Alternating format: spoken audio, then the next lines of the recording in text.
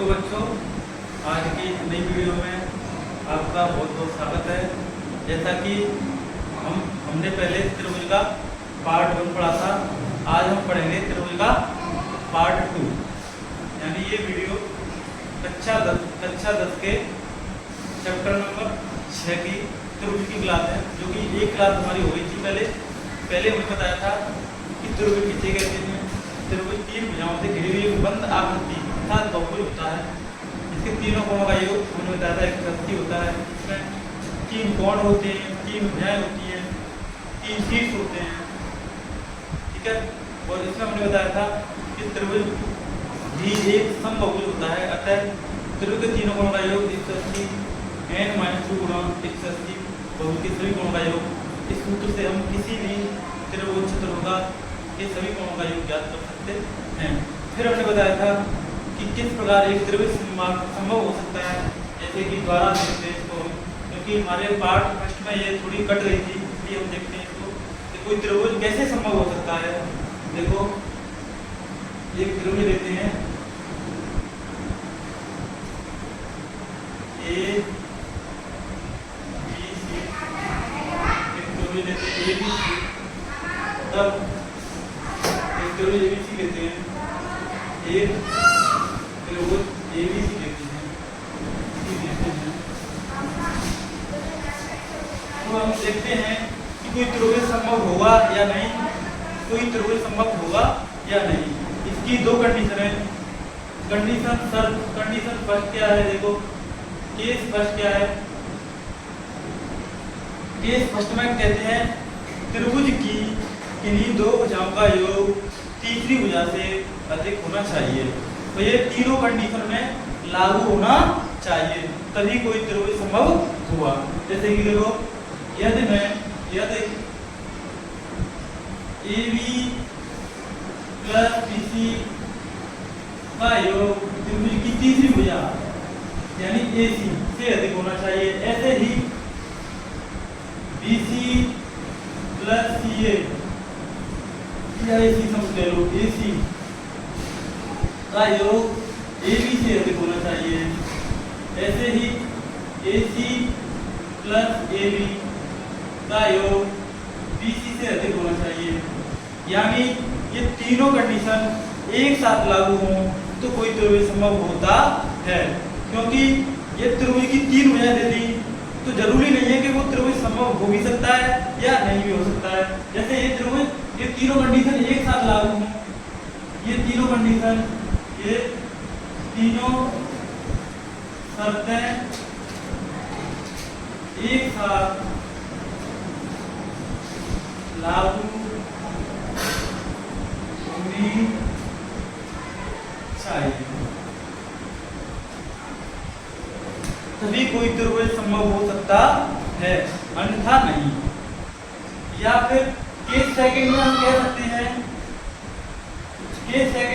सकते हैं, यदि त्रिभुज की किन्हीं दो भुजाओं का अंतर तीसरी भुजा से कम है तो भी त्रिभुज संभव हो सकता है। जैसे कि यदि त्रिभुज ABC की हम बात कर रहे हैं, तो हम यहाँ कहेंगे कि AB माइनस BC का अंतर कम होना चाहिए तीसरी भुजा AC से। BC माइनस AC का अंतर कम होनी चाहिए भुजा AB से। और AC माइनस AB का अंतर कम होना चाहिए भुजा BC से। और ये भी तीनों कंडीशन, तीनों शर्तें एक साथ लागू होनी चाहिए। ये तीनों शर्तें एक साथ लागू होना चाहिए, तभी कोई त्रिभुज संभव होगा, तभी कोई त्रिभुज संभव होगा। मेरा कहने का मतलब है कि त्रिभुज की किन्हीं दो भुजाओं का योग तीसरी भुजा से अधिक हो, परंतु वे तीनों कंडीशन आपस में लागू होनी चाहिए। ऐसे ही त्रिभुज की लिए दो भुजाओं का अंतर तीसरी भुजा से कम हो, इसमें भी तीनों कंडीशन एक साथ लागू होना चाहिए, तो कोई त्रिभुज संभव हुआ। जैसे कि हम इसको एक उदाहरण के द्वारा समझते हैं कि कोई त्रिभुज जरूरी नहीं है कि सभी त्रिभुज संभव ही हों। यदि ए बी बी सी और सी ए तीन भुजाओं के मान दे दें तो जरूरी नहीं है कि वो त्रिभुज संभव होगा या नहीं। जैसे कि एक त्रिभुज है, एक त्रिभुज की भुजाएं हैं, उदाहरण में एक त्रिभुज ए बी सी, एक त्रिभुज, यदि त्रिभुज, इसे त्रिभुज तो कहेंगे ही नहीं क्योंकि त्रिभुज तो हमको चेक करना है, तो हम कहेंगे कि किसी बहुभुज की तीन भुजाएं दी हैं, किसी बहुभुज की तीन भुजाएं दी हैं, तो हमको बताना है कि इन तीन भुजाओं से क्या त्रिभुज बन पाएगा या नहीं। वैसे एक त्रिभुज के निर्माण के लिए या तो तीनों भुजाएं होनी चाहिए, या दो भुजाएं एक कोण होना चाहिए, या दो कोण एक भुजा होना चाहिए। कुल मिला के एक त्रिभुज के निर्माण के लिए कम से कम तीन अवयव होना चाहिए।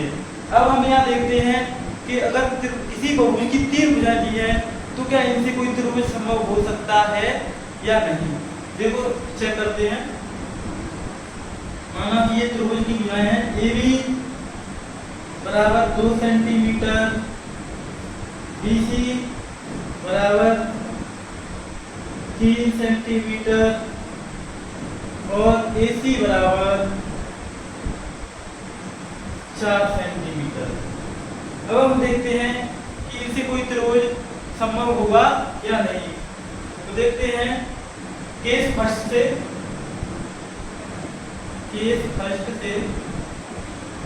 त्रिभुज की किन्हीं दो भुजाओं का योग तीसरी भुजा से अधिक होना चाहिए। तो देखते हैं दो भुजाओं देखते हैं। पहले A B plus B C, A B का मान 2 है, बी सी का मान 3 है, ये हो गया 5 सेंटीमीटर। और 5 सेंटीमीटर नॉट ग्रेटर देन ए सी, यानी ए सी, हाँ 5 सेंटीमीटर ग्रेटर देन ए सी, 5 सेंटीमीटर जो कि ए सी से बड़ा है, क्योंकि ए सी का मान है 4 सेंटीमीटर।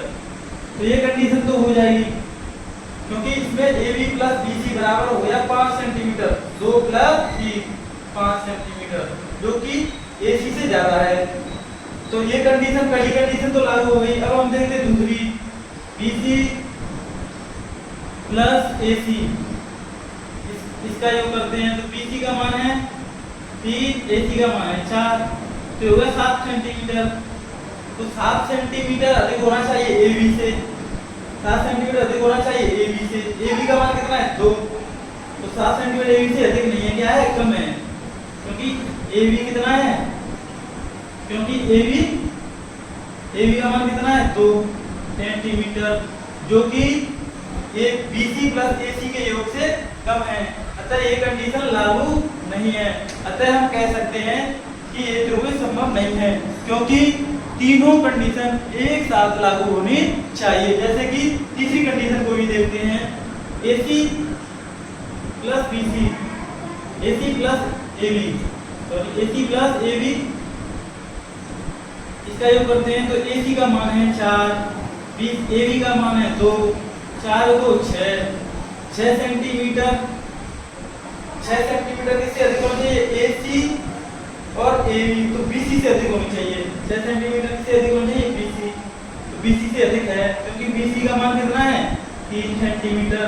तो ये कंडीशन भी लागू हो रही है, यानी तीनों कंडीशन में से 2 कंडीशन लागू हो रही हैं, पर एक कंडीशन लागू नहीं हो रही। अतः ये इन तीनों भुजाओं से त्रिभुज संभव नहीं होगा, क्योंकि तीनों ही कंडीशन एक साथ लागू होनी चाहिए। अतः हम कह सकते हैं, अतः इन तीनों भुजाओं से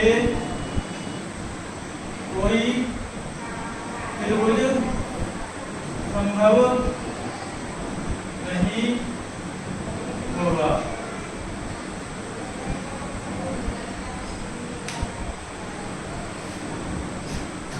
अब देखो इसको यहाँ तक समझ लो, फिर देखो हम आगे बढ़ाते हैं।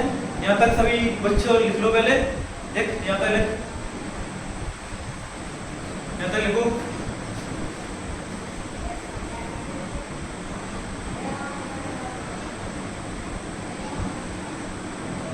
यहाँ तक समझ आएगी नहीं?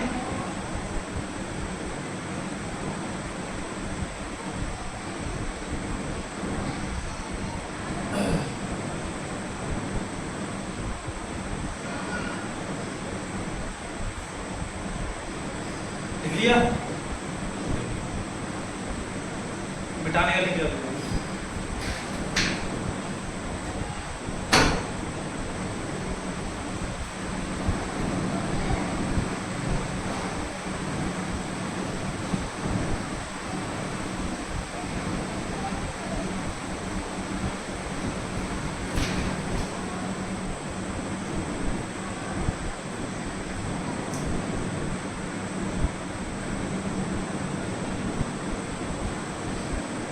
रहने दे, कपड़ा लेके यहाँ वो टेस्ट होगा, दे वहाँ पर हम खुलवाए दो उस कमरे में।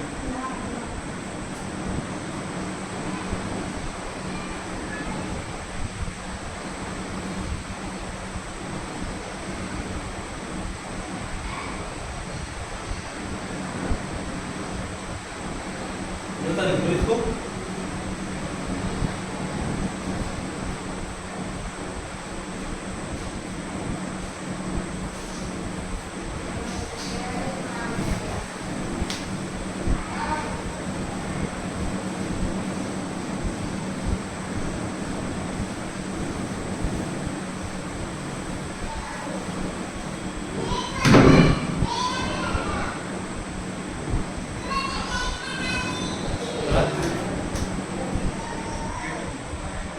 गेट भी लगा दे।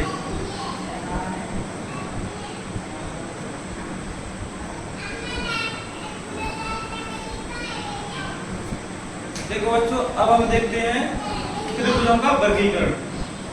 त्रिभुजों का वर्गीकरण दो आधार से किया जाता है, एक तो भुजाओं के आधार पर, एक कोणों के आधार पर। एक भुजाओं के आधार पर, एक कोणों के आधार पर।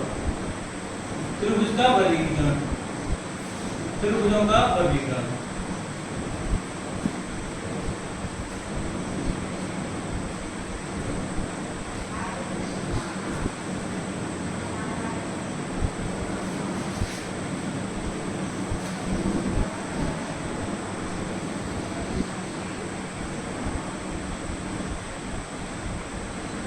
एक तो होता है भुजाओं के आधार पर,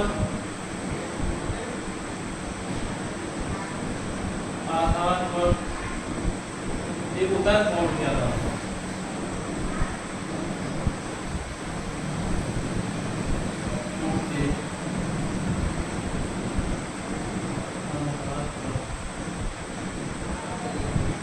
भुजाओं के आधार पर त्रिभुज 3 प्रकार के होते हैं, और कोण के आधार पर भी त्रिभुज कितने प्रकार के होते हैं? 3 प्रकार। कोण के आधार पर भी 3 प्रकार के, भुजाओं के आधार पर त्रिभुज 3 प्रकार के होते हैं। देखो नंबर 1 विषमबाहु त्रिभुज।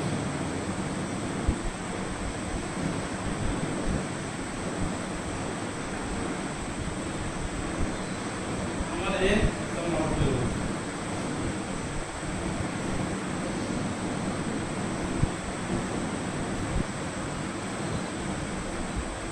नंबर 2 समद्विबाहु त्रिभुज।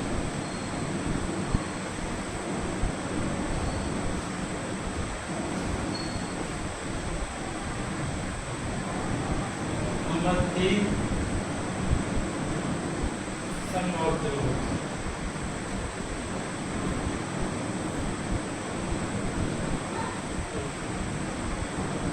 भुजाओं के आधार पर त्रिभुज 3 प्रकार के होते हैं, समबाहु त्रिभुज, समबाहु त्रिभुज, समबाहु त्रिभुज। समबाहु त्रिभुज, समबाहु त्रिभुज किसे कहते हैं? ऐसा त्रिभुज जिसकी तीनों भुजाएं समान होती हैं, उन्हें ऐसा त्रिभुज जिसकी तीनों भुजाएं अलग अलग होती हैं उसे कहते हैं विषमबाहु त्रिभुज। जैसे कि एक त्रिभुज है, ऐसा त्रिभुज जिसकी तीनों भुजाएं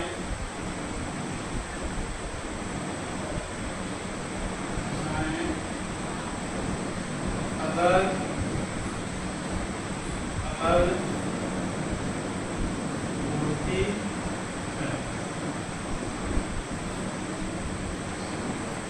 ऐसा त्रिभुज जिसकी तीनों भुजाएं अलग अलग होती हैं समद्विबाहु त्रिभुज किसे कहते हैं? जैसे कि इसमें आ जाएगा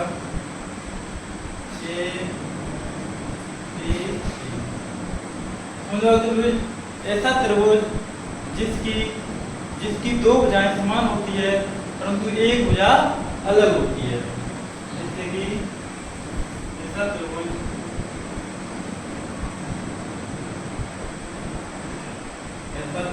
जिसकी दो भुजाएं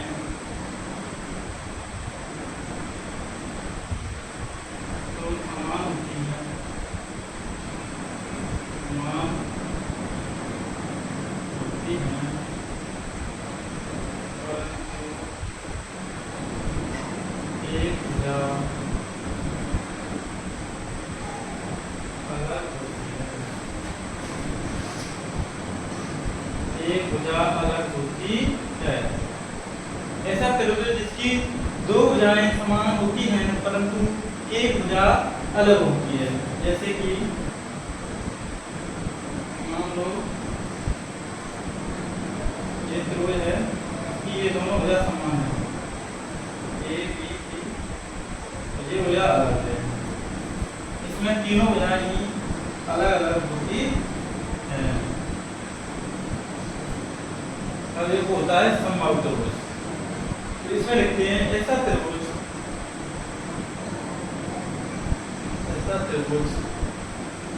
जिसकी तीनों भुजाएं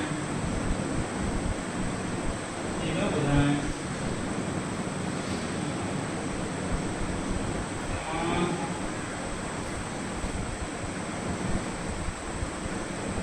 होती हैं।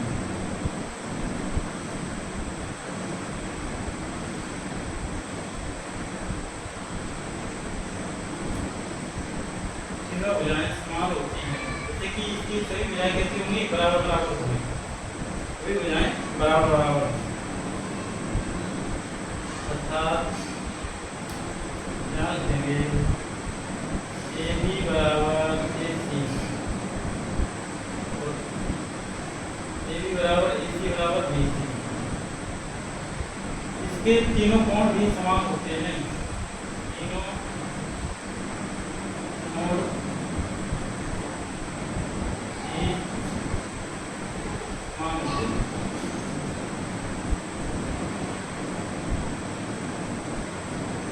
क्योंकि तीनों कोण समान कैसे होते हैं? क्योंकि ये तीनों भुजाएं बराबर होती हैं तो भुजाओं के सम्मुख कोण AC भुजा का सम्मुख कोण B है, BC भुजा का सम्मुख कोण A है और AB भुजा का सम्मुख कोण C है। तो भुजाओं का संबंध कोणों से होता है। ये त्रिभुज की तीनों भुजाएं समान हैं तो इसके तीनों कोण भी बराबर होते हैं, परंतु समद्विबाहु त्रिभुज में दो भुजाएं समान होती हैं, दो भुजाएं जैसे कि इस त्रिभुज में AB बराबर AC है, अतः इसके इन भुजाओं के दो सम्मुख कोण B और कोण C भी बराबर होंगे। तो हम यहाँ लिखेंगे कोण B बराबर कोण C, यहाँ आ जाएगा कोण A बराबर कोण B बराबर कोण C। इस प्रकार समबाहु भुजाओं के आधार पर त्रिभुज तीन प्रकार के होते हैं। समबाहु त्रिभुज ऐसा त्रिभुज जिसकी तीनों भुजाएं समान होती हैं और तीनों भुजाएं समान होती हैं तो इसके तीनों कोण समान होते हैं। और समद्विबाहु त्रिभुज ऐसा त्रिभुज जिसकी दो भुजाएं समान होती है परंतु एक भुजा कैसी होती है? अलग होती है। तो इसकी दो भुजाएं समान होती हैं, तो दोनों भुजाओं के समकोण भी क्या होंगे, बराबर होंगे। अतः ए बी बराबर ए सी है, तो इन भुजाओं के समकोण ए बी का समकोण सी और ए सी का समकोण बी भी बराबर होंगे। विषमबाहु त्रिभुज में ऐसा त्रिभुज जिसकी तीनों भुजाएं अलग अलग होती हैं, अतः इनके कोण भी अलग अलग होते हैं। जैसे कि ए बी अर्थात A B not equal to B C not equal to A C, तीनों भुजाओं में से कोई भी भुजा बराबर नहीं होती। इसलिए क्या होगा, कोण ए नॉट इक्वल टू कोण बी नॉट इक्वल टू कोण सी। ये भुजाओं के आधार पर त्रिभुजों का क्या हो गया, वर्गीकरण हो गया। अब तुम बोलोगे सर इनका परिमाप क्या होगा, तो देखो परिमाप तो तीनों भुजाओं का योग होता है, तो इसका A B plus B C plus A C हो जाएगा। इसका परिमाप क्या हो जाएगा, इसका परिमाप होगा परिमाप S equal to A B परिमाप बराबर A B plus B C plus A C, तो इसका परिमाप हो जाएगा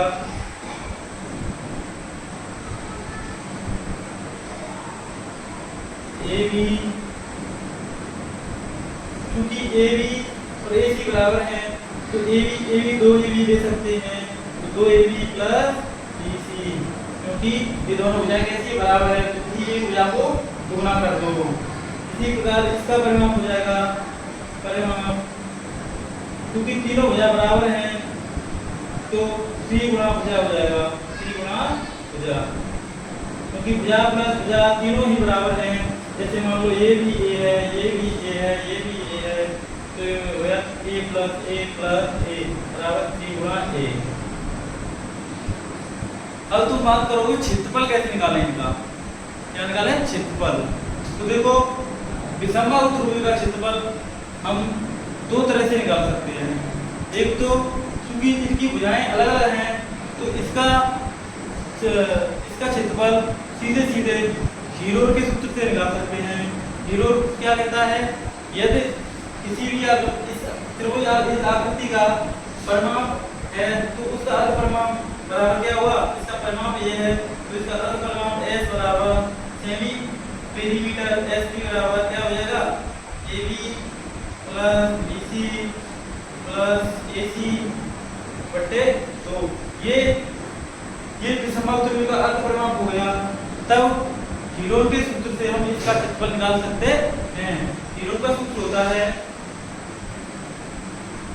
हीरोड का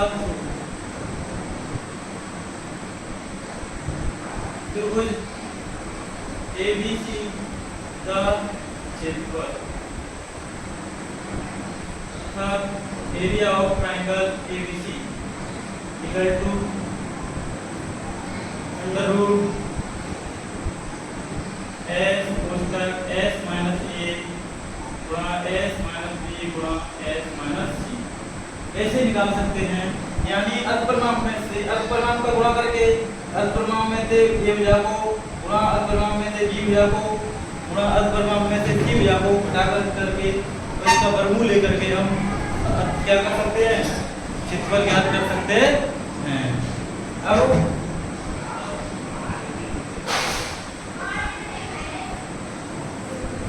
अब इसका क्षेत्रफल एक और अलग तरीका से ज्ञात किया जा सकता है, क्योंकि यदि हम बिंदु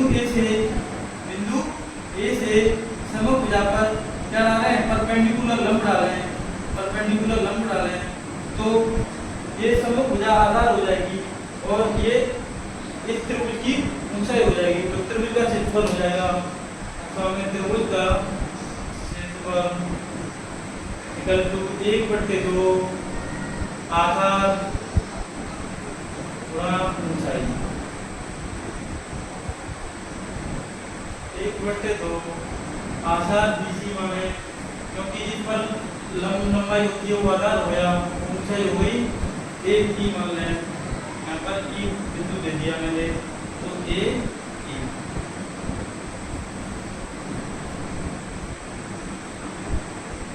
प्रकार अब हम देखते हैं समद्विबाहु त्रिभुज का क्षेत्रफल क्या होगा। समद्विबाहु त्रिभुज का क्षेत्रफल हो जाएगा, वैसे यदि हम इन्हीं मानों को इसमें रखें तो समद्विबाहु त्रिभुज का क्षेत्रफल होगा अंडर रूट समद्विबाहु त्रिभुज का क्षेत्रफल होगा p अपॉन समद्विबाहु त्रिभुज का क्षेत्रफल। यदि हम हीरोन के सूत्र में ही इन मानों को रखें तो समद्विबाहु त्रिभुज का क्षेत्रफल होगा